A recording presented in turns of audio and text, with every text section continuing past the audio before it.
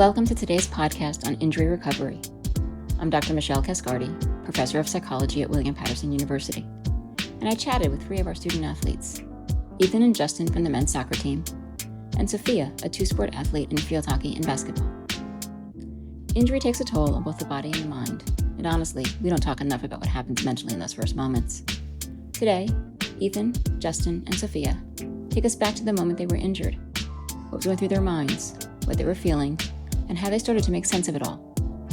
You'll also hear how they began to process the road ahead, including preparing for surgery.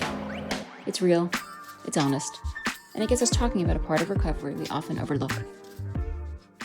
Right when he fouled me, I got up and I could immediately feel it in my foot, and the emotion started rushing up to me. I already started to get upset, angry, and all that stuff. I was kind of having like a panic reaction. And What do you mean a panic reaction?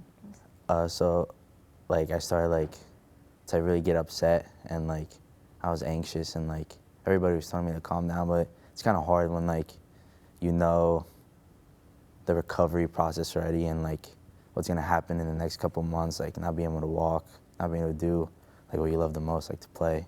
Well, not everyone responds the same way. Here's what Justin experienced. Yeah, I was kind of in my own bubble. I didn't want to talk to nobody. Kind of want to be alone. Didn't want to talk about my injury to anyone because I didn't know how I would talk about it to someone. I didn't want to just make people feel sorry for me because I knew I already had it before. So I kind of just kept to myself about it and didn't tell anyone. So you didn't want to talk about what you were going through, kept to yourself. Mm-hmm. What feelings were you having? I wouldn't say I was depressed. I was mainly say I was extremely upset of not playing soccer again because I was really close with the kids in my graduation class, and I always look forward to playing with them my senior year and winning something with them, but I knew that wasn't going to happen. Sophia experiences a mix of different emotions. It was really frustrating, honestly, like knowing that like I love playing this sport and I want to play this sport because it's a part of who I am. It was really difficult, you know? I was like, I want to play, I want to keep going. Like people play with little injuries all the time. I was like, I can do this. And especially my doctors telling me like, oh, you can play, like keep going. Like it was really frustrating when I would get in, I'd be like, my arm hurts, I can't do this anymore. Like when I'd go to reach for a ball and then I'd get like stabbing pains in my arm. It was really frustrating. I was like. Any other thoughts that you were having around that too? I don't know, I guess I was kind of like sad comes along with it. It was a lot of mixed emotions, like sad, like that I can't play, a little angry, like how did I end up getting injured, like just a kind of a mix of everything. So a mix of sadness, anger, frustration at the situation. I was kind of shocked. I was like, they kept telling me, just go play. And then it turns out I need to have surgery. Like, I didn't really realize how severe the injury was. And so when it was like the topic of surgery starts coming up, I was like, oh my God, I didn't realize it was this bad. And again, kind of like the sadness too, because like, didn't really know how long the recovery was gonna be. I didn't know anything really about the surgery. Sometimes surgery is necessary to repair injuries, and getting ready for surgery challenges both the body and the mind. Here, Justin and Sophia share how they prepared for what was ahead and how they started thinking about recovery. I was kind of preparing for the worst, you know? I feel like that's the best way to kind of go into it, was like, okay, I have to prepare, like if it does have to be repaired, like I have to be ready to sit out for 9 months and put in the work to my recovery and stuff. But I was also kind of hopeful, like, okay, maybe it'll be the shorter recovery time. Like I was kind of seeing both sides and like just preparing myself for the worst, but hoping for the best. Right.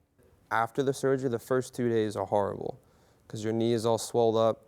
You can't bend it, you can't put any pressure on it, and you kind of just have to sleep on your back the whole night. So I'm mentally preparing for that to make sure that everything I have is ready for me. So I had to really prepare mentally and realize that it's gonna suck, but I have to get through it. Surgery is 90% mental, 10% of whatever happened to you.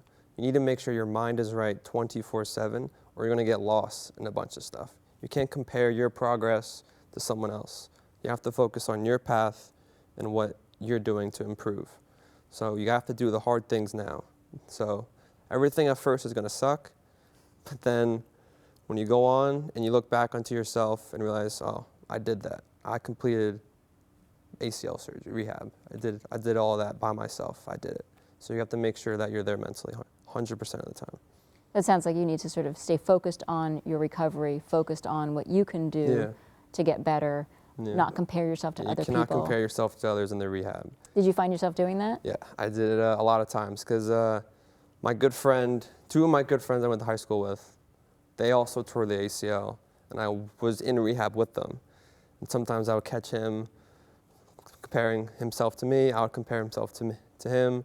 So you can't do that. You got to worry about yourself because you could wake up with knee pain. He could not. He could have a good day at rehab. You cannot. You just got to keep going. You can't compare. Thank you for joining today's podcast on injury recovery. This was the first in a podcast series.